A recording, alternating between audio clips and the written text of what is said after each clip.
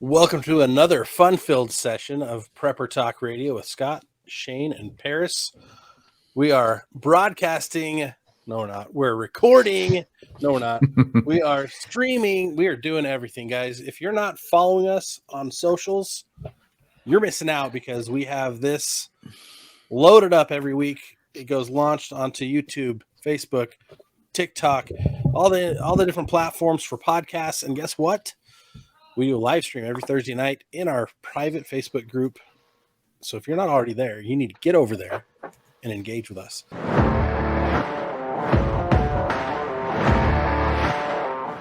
Tonight, we're going to have a fun show going into the mistakes we make. So prepper mistakes. We're going to talk about some of the most blatantly obvious ones. We're going to talk about some of the ones that are a little bit less obvious.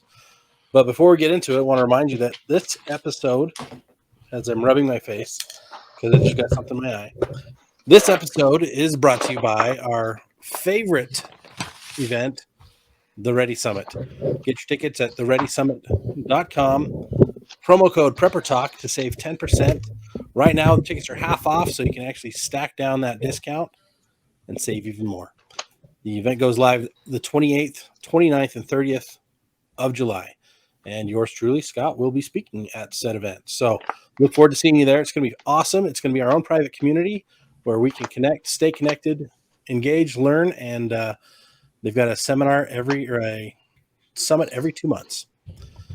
So without further ado, as Shane's cracking his neck and fiddling with his conflicted card, let's jump into the mistakes we make. Well, here's a mistake I didn't make. Let me say that. So I woke up this morning at 3 o'clock with a toothache. So what do I do? I go down and get my Jase Medical antibiotics, amoxicillin, and start taking those. I've got an abscess from a tooth I should have gotten a root canal on. So they've come in handy already. So there's that. And for those of you who are interested, go to jasemedical.com, use the code PrepperTalk, save 10%. Sorry, no, $10. Get $10 off on your order over there with your Essentials Antibiotics Kit. We love those guys. It's awesome. Yeah, my brother actually messaged me today. He said that he, like a couple of days after he listened to that podcast, he got sick and he couldn't leave the house to go to the hospital, doctor or anywhere.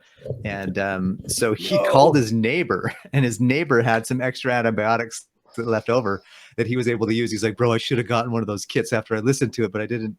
And so I think he's going to grab a kit as well soon. So it's just, you've got to have those. You never know. You just never know what's going to happen, when it's going to happen. So you just got to be prepared, be ready. And that's one. Jase Medical is the Jase case is fantastic. For that, being able to do that. Here's my Jase case. I don't know if you can see it, but anyways. Yeah, you've got to be careful about self-diagnosing too, right? I think, because just don't go starting taking antibiotics if you're not feeling good, right? So, I've been dealing with this for a little while, right? I've been dealing with it for the past about year or so, just trying to let my body take care of it rather than going and getting a root canal. So we'll see if I really need a root canal, but so far it's been getting better, and then all of a sudden I start getting this pain. So that's why I chose to take some antibiotics, because it made sense to me. I wasn't, I'm not just out there popping pills, right? So and that's the key. It's like wisdom in all things, right? That's why we prepare. We do all the things we do in preparation so that we don't have to worry about something when it happens. So we're not caught off guard as much as the next guy. Speaking of being caught off guard, I was actually at an event just a couple nights ago and talking about preparedness. And one of the people there threw out everything that I'm doing and everything that I've got going on that I confided in. So don't share with the wrong people. Prepper mistake number one. Than I should, because of the platforms I'm on, that I'm trying to help educate people. I probably share. Shane looks at what I do a lot of times and is like, "What are you doing? You're oversharing." And I'm like, "Yes, I am." No, I get it. I get it. It's I definitely share I think the least on social media anyway. I keep wanting to just pull the plug and just be done. Well, there's wisdom in that. Like, you don't want to you don't want to disclose too much. You don't want to disclose anything you don't have to disclose, because once it's out there, it's hard to take back. So that is the number one mistake that preppers make, is they over disclose. If you want to create a community of preppers, you take it a small step at a time. You vet everybody out to make sure you trust them. And then you have to go off of wisdom, go off of what your gut feeling is, follow the Holy Spirit from God, and see if they're safe to talk to whatever topic you're feeling like you need to talk to them about. Because there are a lot of wolves in sheep's clothing out there that are going to try to take advantage of you, upside down, sideways, right, left, every way in between. They're going to try to take advantage of you. So you got to watch out for that. Yeah. Even people that you get to the point where you can feel like you trust, still, you want to love people. You want to give them the benefit of the doubt. You want to trust people, but recognize, I think Jordan Peterson said it really best. He says, I have snakes, you have snakes, but let's work together to trust each other. We all have problems. We're all human. We all prone to make mistakes, and we can all do some things that we might regret, but definitely do your best to stay. In fact, I was doing on my YouTube channel the other day, and I was talking about the inflation that's going on and what I'm doing for that. And I started talking about some of the things that I'm doing, investing in gold and silver in my precious metals collection. And I started talking about what I have. And I was like, wait a minute, no, what am I saying? So I actually edited that out of my video, because I was like, I do not actually want to share that on YouTube. So yeah, I do see I see a lot of preppers out there who have their channels, and then they show a big stack of gold and silver that they have, or their preps, they got guns in the background or whatever, and like, that's just too much. It's I get the purpose. There's a purpose in everything. Hopefully you've got a purpose for what you're trying to do. And I learned a really important lesson today. I was talking with a close friend, and he sent me a link to a video. And he said, his comment was like, wow, like, oh, wow. And I watched the video, and it's just something of this lady. She's at Costco, and shopping, do some bulk shopping. And to me, that was completely normal, right? I mean, it was nothing out of the ordinary. And I found for him, it was, I got to do this. This is different. And not a lot. And I have a hard time imagining that. It's like, this is me to a T. At Costco with all these same things that they're showing on this video. Like, this is no big deal. But it was a big deal to him, and my eyes were completely open. Like, wow, that was very simple. And when I share something, I want to get kind of deep and contemplative. Like, that's a word, right? And have a lot of meaning to it. But simple things like that inspired him, where I just didn't get it, because it was just so normal to me. Yeah. It's crazy, the things that to kind of inspire people to get going and move forward. And that's really the important thing, is inspiring people to move forward. You don't have to get into all the guns and ammo and all that kind of stuff necessarily, or all the gold and silver, but definitely I mean, you don't have to get into the details of that to explain to people. Right. Yeah, definitely just say, hey, look, I have gold, I have silver, don't tell anybody how many ounces, don't tell me how, where it is in your house, don't do stupid stuff like that. But that, oversharing is definitely something that, because you get excited. I mean, I'll be honest with you. So when I first started prepping, I actually had, September is National Emergency Preparedness Month. And I had people at my church come over, because I wanted to inspire people to be a prepper. So I would have them come over to my house, and we would do like a get together, and I would show them all of my preps in my house. And, I showed them my food storage. I showed them my water storage. And then I showed them some of my gear, my packs, my kits, my bags. And I didn't show, everything, but I showed enough that hopefully it inspired people. And so, yeah, these people at my church are people I trust anyways, or should trust. And so hopefully that was okay. And I didn't shoot myself in the foot, but we've got to be open, yet still kind of like cautious, because communication security is critical. Absolutely. That's the biggest thing, is people, we all want to, we live in a society where everyone's bragging. Yes, all absolutely. Social media is the sunshine lens of life. It's, hey, look what I did. We went to Disneyland. We went and did this. We bought a new car. Look at my cool bikini. Look. Yeah, I don't know about the in bikini, preparedness, one of the big topics is gray man, and it's At least not Scott in the bikini. wait, what? You said my cool bikini, and I was like, I don't know, bro, about that. You in a bikini? Not me. That's what you see other people doing. If you're on that stupid Instagram, I know, which it's we are, ridiculous. it's like half of it It's is ridiculous. look at my fashion. Mhm. Yeah. The other half of it, like, here's my feed. When I hop on there, I have like 13 different keywords of Toyota stuff that I follow, Overlanders, FJ Cruisers, mostly Forerunner stuff. Mhm. Like it's my jam. And I'm like, oh, that's so cool. I want to build one of those. Oh, I would, yeah. Oh. It's like it's exciting. And then all of a sudden it's like, look at this dress. I'm like, I don't care. No, get out of there. And they have the ads in. I'm like, have they not realized yet who I am? And the rest of it's like prepping stuff and friends. I worry about the young people I see on there. Like, what are you doing?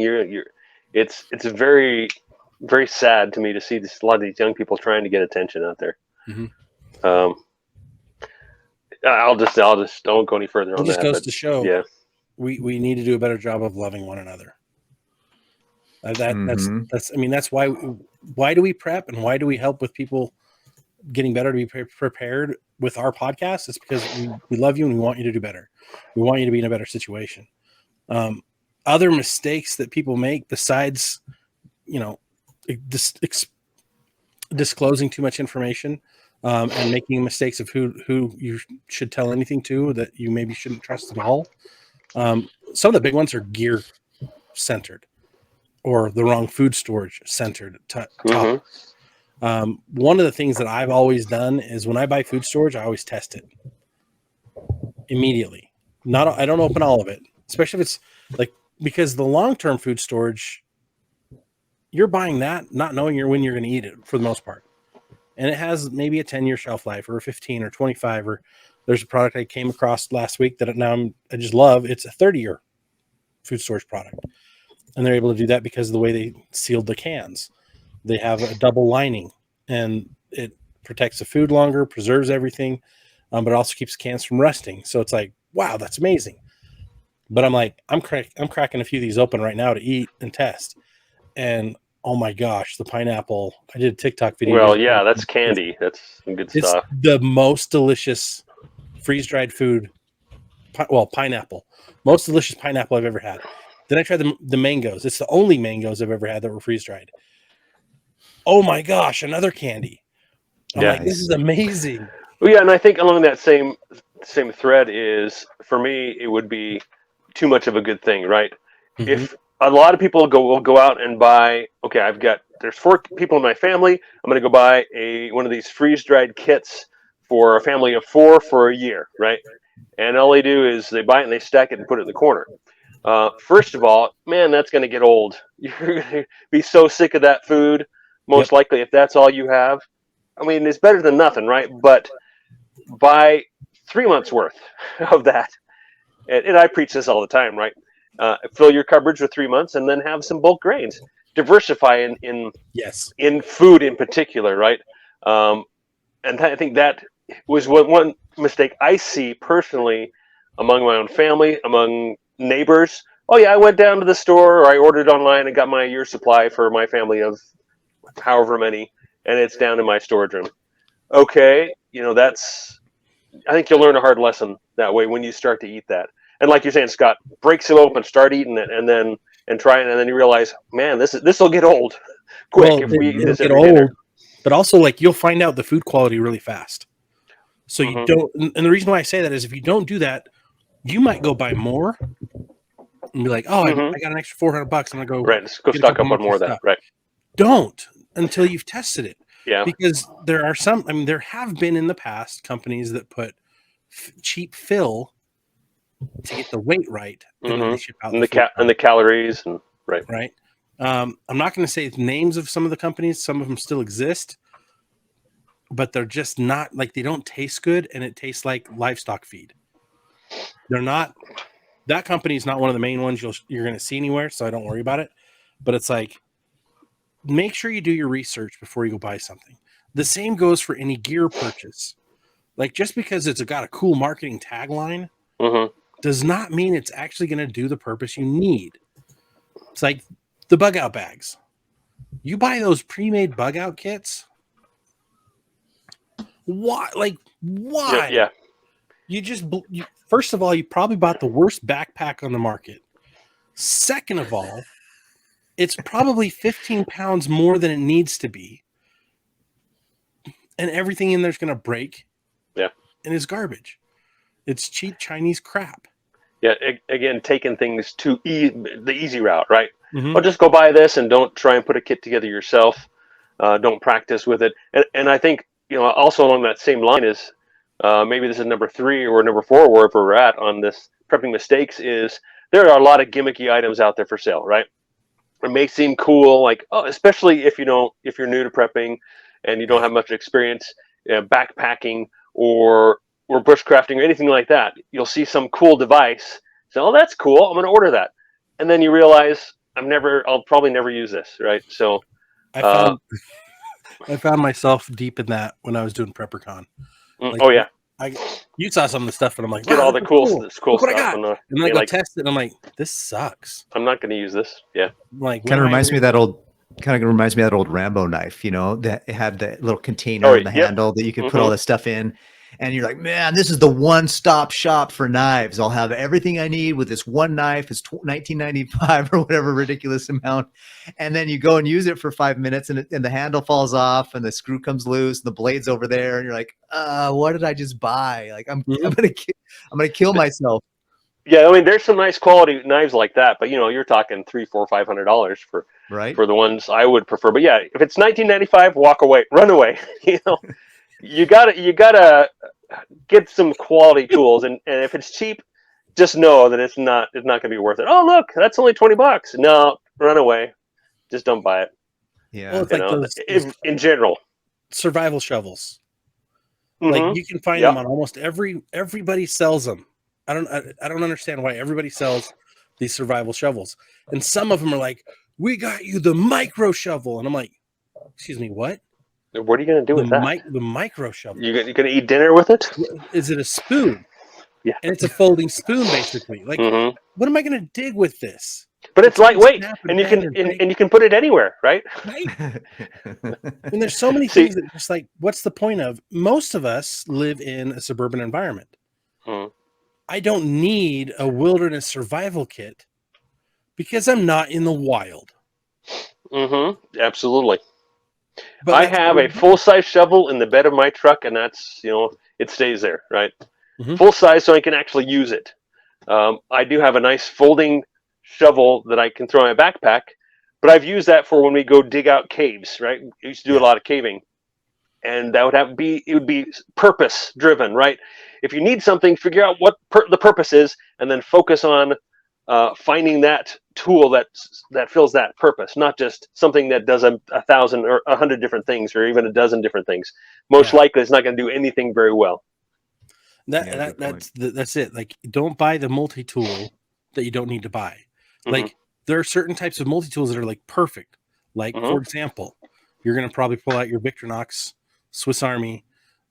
I've got my favorite is I've got a Gerber one that's just amazing.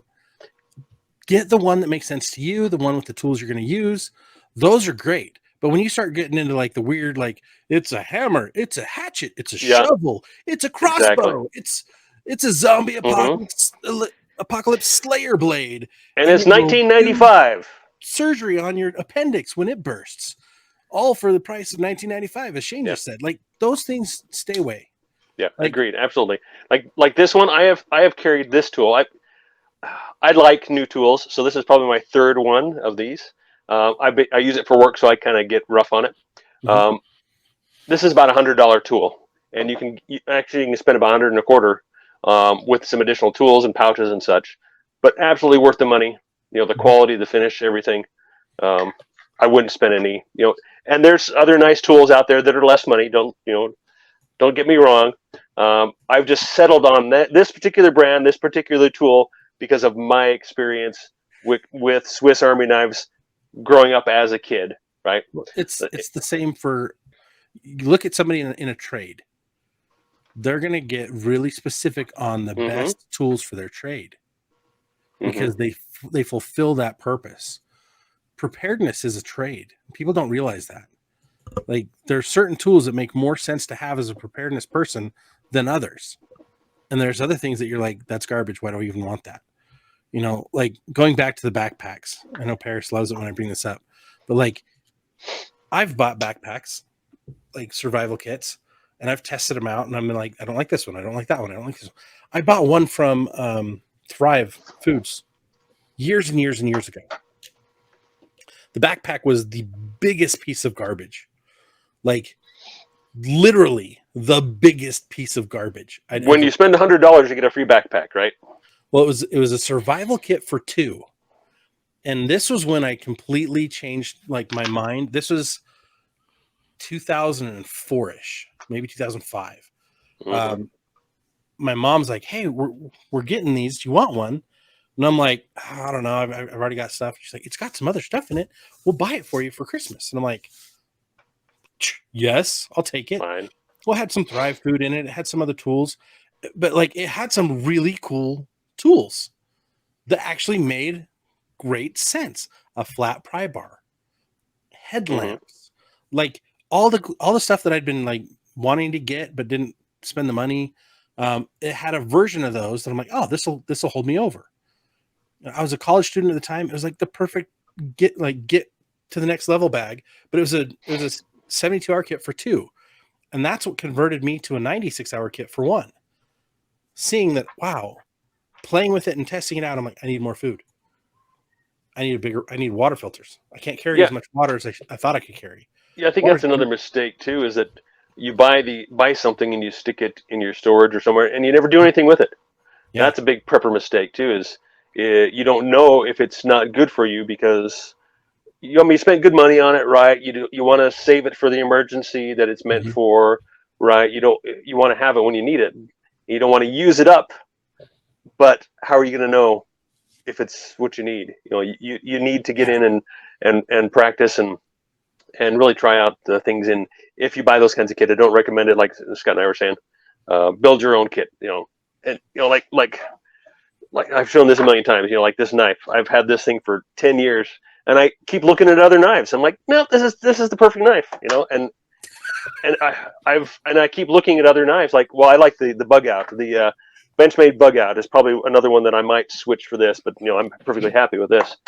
But it just takes experience and time and just working with those things to know what you like and what you don't like. And same with flashlights. I've had literally 24 flashlights. So this is what I'm carrying right now, but it's for a very purpose driven, and not just, oh, that looks cool, I'm going to buy that. It takes time, and unfortunately, I don't know how much time we have to be messing around and playing around. So hopefully, you can take some of these words of wisdom and interpret what we're trying to say, and put a little more time, quality time into searching and practicing and training and such. Which leads to the next big challenge that I see a lot of preppers get stuck in, is they freeze. They start doing research and they're like, oh, I want to get the best one. And then they'll research it to death and they'll know everything about every product, but they won't have what they need. Are you pointing at Paris? No. Is Paris this guy here? Is that what you do, Paris? I have had the disease of paralysis of analysis in the past. I didn't really. Have you purchased that generator yet, Paris? Oh yeah, no, not yet.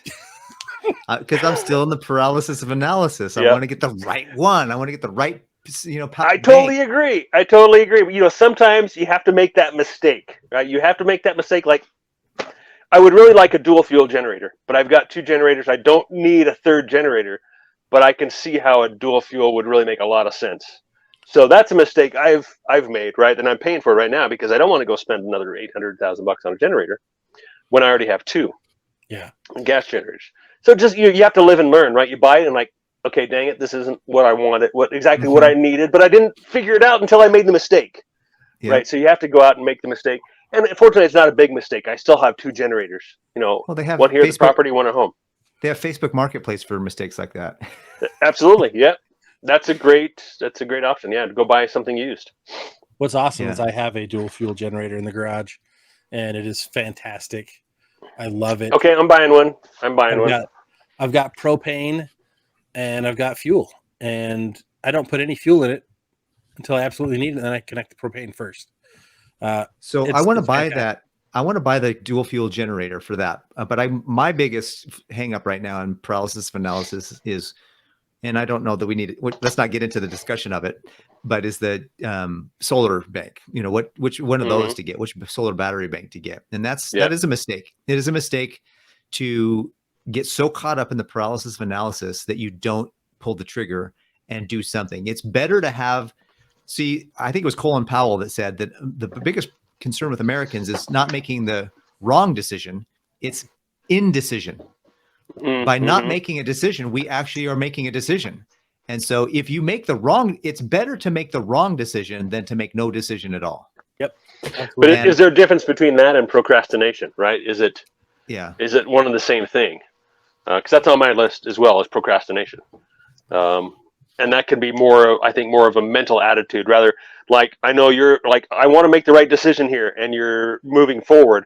Procrastination is probably just like, I should get this, but I'm going to go take the kids out on vacation, right? Instead, right? Or there's a funny difference. Is like, yeah, get the dual fuel. It's affordable compared to the solar, right? The solar and the battery bank is going to be the most expensive option. Now, long term, it's the best option. Short term, a little generator is going to go a long way. Yeah. A dual fuel generator is going to go even farther. But then long term, look at the other solutions, right? Yeah. Paris and I had a nice discussion about this. He was thinking of getting a larger battery bank, right? Like a 3,000 watt or something like that, and say, you know what?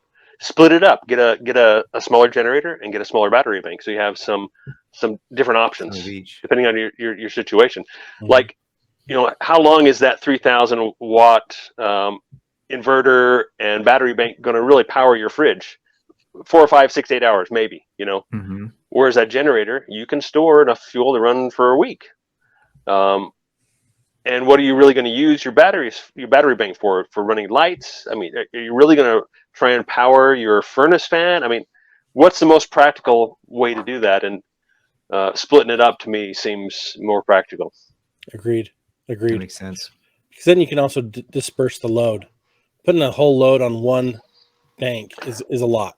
And if it fails, one inverter, that's a lot, right? If it fails, you got no other option. Where one of the two generator or the battery bank fails, you got another option. So got a backup. One is none, two is one. None, and two is one. Yep. And 3 is just right. That's right. And 3 is just right. So I guess I need a third generator. So there you go. That's your and 3 justification. Is just the beginning. Right. Oh, I don't know if we talked about it when we were back talking about food storage, but I think one of the bigger mistakes, another big mistake that people make when they buy these freeze-dried things is they don't look at the calories per day. Right. And they just buy the 6-month supply thinking they got it, and they go with a cheaper price, only to realize that they got a 6-month supply. It's only 1,000 or 1,500 calories a day, when the other one was not that much more, but it was 2,000 or more calories per day. And you're always going to go better. The more calories per day that you have, that's how you should price it. You shouldn't price it based on how much servings or how much. You should price it by calories. Yeah, the calories. The other thing is find out what your metabolic rate burns a day and buy for that. That was a game changer for me. And I learned that from Marcelo over at Food Storage Depot. He and I were having this conversation a couple months back, and he was like, well, what's your resting metabolic rate? I'm like, what's that matter? I don't know. Yeah, what does that He's mean? like, well, how many calories do you eat a day? And I'm like, probably too many, but like between 3,000 to 4,000. And he's like, here, go on this website, fill this out. He just did a Google search, found a resting metabolic rate calculator. And for me to like rest and not lose weight, I need about 3,800 calories a day just to be able to do my normal day. But if I'm in a survival situation, I'm going to be at 4,500 calories. But for me to just like, if I wanted to sleep all day, I think it was 2,900 calories for me to just rest all day. I'm like, I need to lose weight so I don't have to have as much food storage. But then again, I have food storage, right? Yeah, that's your 96-hour kit right there. You just need to add water to it, right? Yeah, you got to keep water and some electrolytes so I don't just keel over. Or just do the calculation based on your ideal weight or the weight you want to have. There you go. Yeah, that's true. And then you really know, okay, here's where we're going to be. Here's what the situation is, and obviously during a traumatic time, during a disaster, during those situations, you're going to burn a lot more calories. Mm-hmm. If I've got to take down a couple of trees this week, I'm going to burn a lot more calories. Yep. If I'm building a cabin or a new shelter, I'm going to burn a lot more calories. If I'm hiking from here, resettling into a new location 300 miles away, that's a lot of calories. So you got to figure out what you're doing, what your plan is, what emergencies you're facing, and plan for those things. And that's another thing. The biggest mistake, or one of the other big mistakes I see, is people will go out and they'll hear of a certain situation, they'll prep for that, but not plan for the things that are most likely going to happen around them. Not plan for the daily disasters, like the what if I lose my job? Mm-hmm. What if I lose a loved one? What if our household income goes from 2 incomes to 1? What if I'm disabled? Mm-hmm. Those have always been the priority prepping issues, and then power outages, and then severe storms.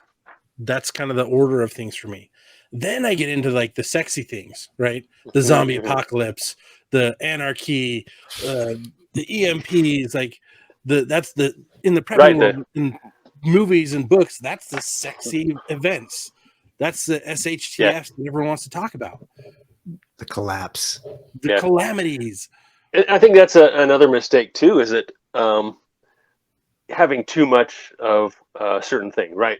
The sexy part, right? Let's start off. Oh man, I love firearms and guns and and shooting, and this is one of my hobbies, and so I have 3 or 4 long range rifles, and I've got a couple of different shotguns and several of this rifle, several of that. I mean, if that's hurting your preparedness on getting a generator, on getting food storage, that's a big mistake, right? Having too much of a good thing, right?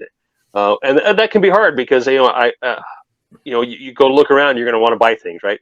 You go to the gun store, you're going to say, man, I'd like to have that rifle, but you got to be, I got to be realistic. Say, I don't need it. I don't, it's cool. Yes, it will probably go up in value. So it would be a solid investment, right? If I ever wanted to let go of it, and maybe it is a safe place to put some cash, who knows? But I think having too much of anything in particular, whether it's guns or bullets or even gold and silver, I think there's a certain point where you can maybe have too much. That's a topic we could talk about for quite a while. Well, that goes back to not getting more than you can manage, right? Mm-hmm. More that, like, there's a certain reasonable amount that each of us can manage in our day-to-day lives, and if we get the right amount, we're in such a good situation. The whole minimalist movement basically came around that because, like, you get all this stuff and then you just store it. What are you gonna do with all? Like, that's the use of my Kwanzaa, right? I mean, I got too much stuff. I need places to put all this stuff. But you have a huge family. You're not taking, you got to remember, like, you've got to take into consideration the group that you're with and who you're helping prep for. You're helping prep for a lot of people, so you need more space. Because when things go sideways, there's going to be family members living in there, right? Mm-hmm. That's the plan. I got the plan all already set. So I'll be living there. Wait, what? I think he'll let you live in the dilapidated home if it's right torn down. in the old house with all the 2 feet of manure in it. Yeah. So, there you go. Well, I'll be in my tent in the back with my kids. There we go. Let me share another mistake. For that. Let me share another mistake I'm thinking about is that somebody else will do that, or somebody else will take care of that. That is a huge mistake. I think a lot of people, and I'm going to preach to the choir for a minute right now. How many of you out there listening right now have that buddy that's like, why do I need to prepare? I'll just come to your house. Oh my! How many of you have felt? I very rarely feel like punching someone in the nose, but that's one of those places. That's one of those times where I get that feeling. And the other thing is maybe skill sets. Like somebody else will learn how to be the doctor. Somebody else will learn the first aid. Somebody else will do that. I'll do something else. And that's, we can't learn everything, but we need to be, as said, we've talked about the jack of all trades is a master of none, but the rest of the saying goes, but more often better than somebody who's just a master of one. So being a jack of all trades is actually a good thing. Knowing a little bit about everything is important. And so you've got to recognize that somebody else may be better at it than you, but you've got to at least have a foundational knowledge. So don't put it off to somebody else to learn. That's the best way for you to be self-reliant and completely again, Shane, you've said this before, we can't be 100% self-sufficient, but to be self-reliant is to have the capacity to figure things out.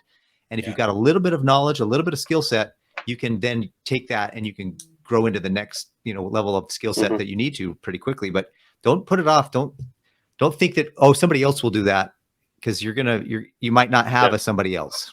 Unless you have plans, right? And I think there's definitely something to be said to say, okay, honey, you are good at caretaking, taking care of people, right? She is going to develop her nursing skills, right? Develop her mother-baby skills, those types of things, birthing. I think there's definitely something to be said about, okay, I'm going to be a jack of all trades, but I'm going to specialize in this one thing deeper than others. And if you have a family, a group, and there are people who are willing to take an assignment, say, yeah, I'll learn how to suture, I'll learn how to do this and that and be really good at it. So I think definitely something to be said about people having some specialty skills. Yeah. And I think that's kind of where we're going to end for tonight. Like, look at your group, look at your needs, assess what's really important, make sure everyone has the basic skills of shelter building, of heat, so knowing how to do a fire, how to take care of all those things, the basics of water filtration, water purification, the basics of cooking and cleaning. Hygiene is going to be so important. If you've got those as your foundation, everyone needs to know how to do those things. From there, then it goes into, you can specialize and specialize out and make sure everyone in your group has a different specialty. And if you can be as redundant as possible, be as redundant as possible. And you're going to make less mistakes. You're going to have more successes. And at the end of the day, you're going to be a lot happier and you're going to be a lot more at peace, because you're taking care of the things that are the right things to take care of. Any final thoughts, guys? No, I had a warning I wanted to kind of share with everybody. Maybe we do that at the beginning of the next segment that we do. You're gonna make all the listeners wait 3 days for that one? Yes, let's do that. And because man, I'm kind of beginning something where we're trying to end, right? So I don't want to do that, but just hopefully your eyes are open. Hopefully you're seeing what's going on out there. And I know it's hard to compute. You got all this stuff coming in. What does this all mean? It's very difficult to make sense of it. But things are happening, and I hope you're taking it seriously and really getting prepared right now. Yeah. Amen. Pay attention. Well, guys, thanks for tuning in this week. Thanks for tuning in for this episode. Again, this episode has been brought to you by both Jase Medical, jasemedical.com. Save $10 using the promo code PrepperTalk, and the Ready Summit, thereadysummit.com. That goes live on the 28th of July. So make sure you get your discount tickets now.